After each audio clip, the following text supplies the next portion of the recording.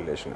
కానీ సారథి గారు ఆయనకి టికెట్ వచ్చిన తర్వాత మిమ్మల్ని కలవడానికి ప్రయత్నించారు, మీరు కలవలేకపోయారు అని చెప్పి వార్తలు హల్చల్ చేస్తారు. అంటే అది కూడా ఒకటి ఏంటంటే, అతను ఒక రోజు మా ఇంటికి వెళ్ళాడంటండి అంటున్నాడు. నాకైతే అది నమ్మదగినది కాదు. నేను మా బావగారితో ఆ రోజు వర్తంతో నేను చెప్పాను, ప్రశ్న కూడా చెప్పాను. ఆ రోజు సంవత్సరం అండి, మా బావగారు చనిపోయి సంవత్సరం అయింది. నేను మా మిస్సెస్ కృష్ణలంకలో ఉంటారు, వాళ్ళు నేను బెంజ్ సర్కిల్లో ఉంటాను ఫ్యామిలీ. అక్కడికి వెళ్ళాము. ఆ రోజు సాయంత్రం 4 దాకా ఉన్నాం. ఆ రోజు కార్యక్రమం కూడా వీడియో అన్ని మన ఈ సెల్లో మా ఎక్కడ పోకుండా ఉన్నానా మా నియోజకవర్గం అంతా వస్తుందండి. ఆ రోజు పెట్టాను. అక్కడ 4 4:30 దాకా ఉన్నాను. వచ్చేసి మళ్ళీ సాయంత్రానికి ఇక్కడే ఉన్నా.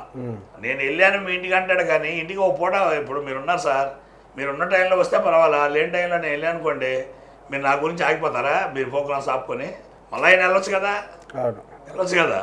మరి రోజు ఇక్కడే ఉంటున్నాను, దేశం అంతా 2 నెలల నుంచి ఇక్కడ తిరుగుతున్నాడు, మరి నేను కనపడలేదు అక్కడికి. అదేంటంటే ఆయన కోపం అండి, అంటే ఇది కూడా పొరచాలంటమే. కోపం ఏంటండి అసలు?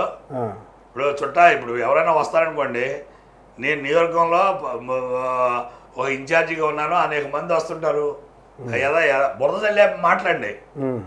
ఆ తర్వాత 7 మందితో వాళ్ళతో వెళ్తా, మీరు మాట్లాడండి అని మనకు తెలిసిన వాళ్ళతో చెప్పడం. ఆయన మాట్లాడితే కోపంగా మాట్లాడుతుంటాం వాళ్ళ దగ్గర. వాళ్ళు వచ్చి నా దగ్గర ఆయన బాగానే మాట్లాడాడు, నువ్వు చెప్పిన దాన్ని కంట్రోల్ అవ్వట్లేదు, వాళ్ళు తిడుతున్నారు వాళ్ళని. అసలు ఇవన్నీ ఎందుకు? అసలు అయిపోయింది, నీ పని నువ్వు చేసుకెళ్తున్నావు కదా, నేను రిజైన్ చేశాక నాతో నువ్వు మాట్లాడే ఉపయోగం ఏంటి? నా దగ్గరికి మనుషులు పంపడం ఎందుకు? నేను పార్టీలో లేను కదా సార్. అవును, మీకు పార్టీకి సంబంధించి ఆత్మీయ సమావేశం అవును అయిపోయింది. ఆ రోజు రిజైన్ చేశాను. ఇంకా అతనికి నాకు సంబంధం ఏముంది? ఇంకా మీ మద్దతు కావాలని. నా మద్దతు ఎలాగొస్తుంది? పార్టీ నన్ను మోసం చేసినప్పుడు నా మద్దతు ఎలాగొస్తుంది సార్?